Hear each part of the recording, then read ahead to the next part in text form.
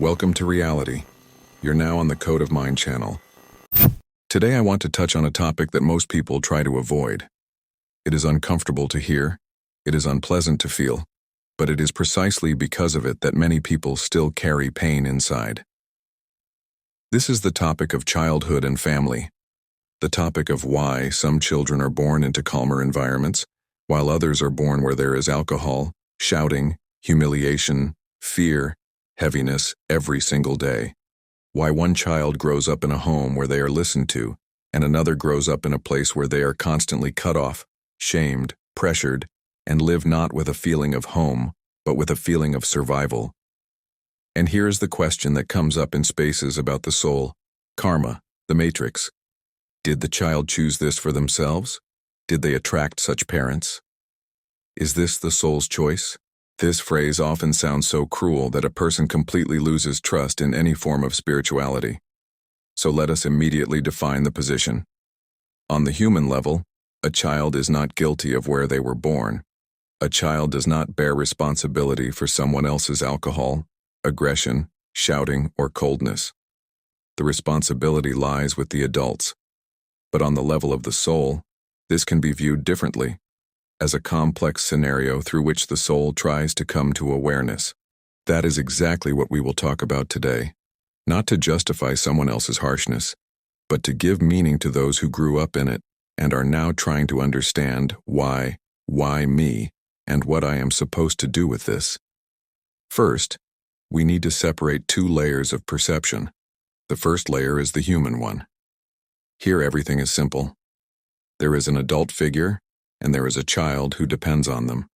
If an adult frightens, pressures, breaks the psyche, if there are constant scandals in the home, a heavy atmosphere, if a child lives in constant tension and fear, this is not the child's karma.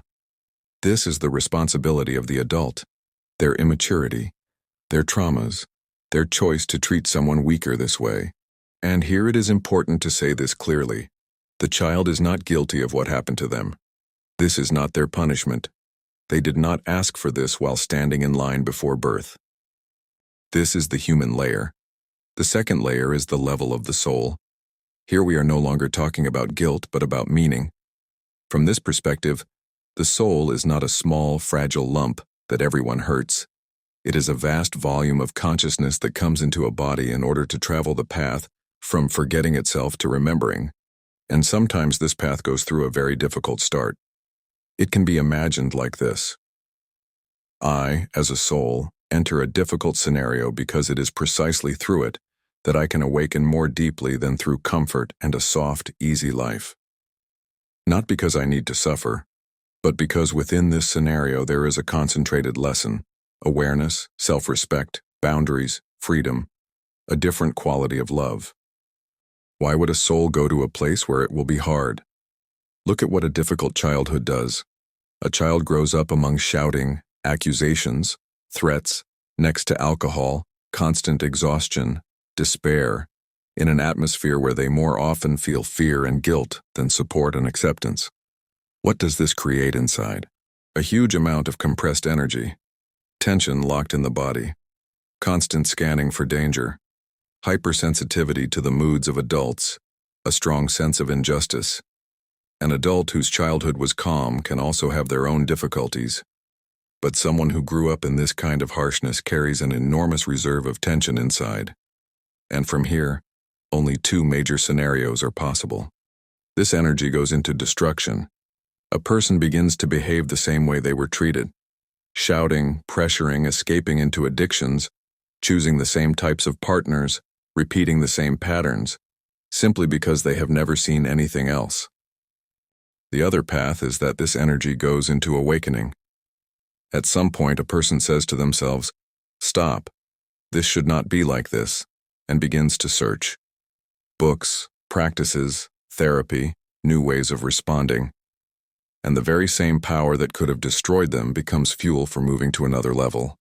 It is for the sake of this second option that the soul may choose a difficult start, not for the sake of suffering, but for the sake of the strength that is born when you exit it consciously.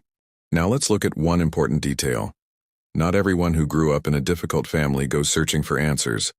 There are people who also had it bad, but they live on autopilot. Everyone lives like this. I was beaten, so I beat. They shouted at me, so I will shout too. Alcohol is normal. Everyone relaxes. They are not interested in psychology, spirituality, the matrix, the soul. They do not want to reconsider anything. And this is also a stage. But there are others. There is you, the one who is sitting now and listening to videos like this, reading books about consciousness, catching yourself thinking, I can't live like this anymore the way they showed me. You search. You ask questions. You cannot simply close this and say, yeah, it happened, so what? Where did this come from? If we speak in the language of the soul, it looks like this. There are those who are still asleep and this is their path. And there are those who came not just to repeat the family scenario, but to stop it. And by the very fact that you are searching, it is already visible. You are not from the category that is ready to simply live like everyone else. This is the work of the soul. It does not let you calm down until you begin to untangle what happened to you and how it can be different. There is another marker, very subtle, but you know it for sure. When you hear stories about children being treated harshly, roughly, coldly, when you watch certain programs, segments, read the news, everything inside you tightens. You may not be a psychologist, you may not know the terms, but internally you understand, you cannot treat a child like this. This is wrong. One soul should not treat another soul this way. This is not just an emotion. This is the memory of the soul. That what is alive cannot be broken. That a child is not a target for someone else's stress. That shouting, shaming, humiliating is not normal, even if we ourselves were raised that way. And this inner knowledge is a sign that not only the childhood program lives inside you anymore, but also another depth. You may still snap, repeat things automatically, but inside you, there is already someone who looks from the side and says, it hurts me to act like this. I don't want this. I want it differently. This is the voice of the soul. Not a beautiful text in a book, but a living inner disagreement. Life is structured in such a way that it constantly shows you mirrors. You can see people with very similar starting points, the same types of families, the same traditions of shouting and suppression, the same habits, the same alcohol, the same style of communication. But their endings are different. Some completely repeat the fate of their parents, live with the same level of pain, build the same relationships, raise children with the same words that once broke them, and others break out of this circle, set hard boundaries, choose different partners, choose another country or job, raise children differently, even if they sometimes fall back into old reactions. Why do you see both? Because these are two branches of one game. The branch of continuing the program, and the branch of ending it. And every time you look at these examples, life seems to ask, who do you associate yourself with right now? Whose story do you make the norm for yourself? The old parental one or the one where a person turned in another direction? This is not about urgently becoming successful. This is about seeing that even from the same scenario as yours, people move on to other lines. And that means you can too. You need to understand one thing that few dare to admit. Not all people have a soul. There are programs of personal growth. Yes, everyone has bodies, roles, passports, statuses, a mother, a father, relatives. But if you look deeper, it becomes visible that some people live not from depth, not from the heart, not from the inner self, but from a bare program. These can even be the closest ones, your relatives, your parents, the people you grew up with. Some have a soul program, an experience through which it grows, and others have only a personality program, a set of habits, borrowed beliefs, and scenarios that are simply played out to the end. You come into this world as a soul, not as a set of traumas, not as a random body, but as one who comes to live their program of experience. The soul has a task, to see itself, to remember who you are, to understand why what happened to you happened, and what you will do with it next. And a program has no tasks. It has only repetition. It was like this in our family, and it will be like this with you. It was bad for me, so you endure. I suffered, so you suffer too. That is why, When you look at adults, it becomes very clear who is alive and who is simply playing it out to the end. Some get triggered, get offended, argue, but never ask the main question: why was all of this shown to me? Others, on the contrary, begin to look for meaning. Why was everything exactly this way? What did the difficult experience teach them? And where are they themselves in all of this? When a person truly steps onto the path of awareness, they stop living in the hunt for the guilty. They stop looking for scapegoats, collecting evidence of who ruined their life, waiting for someone to come, apologize, fix everything, and give back their stolen childhood. Awareness is not about saying, "Thank you, Mom, you did everything right," when that is not true.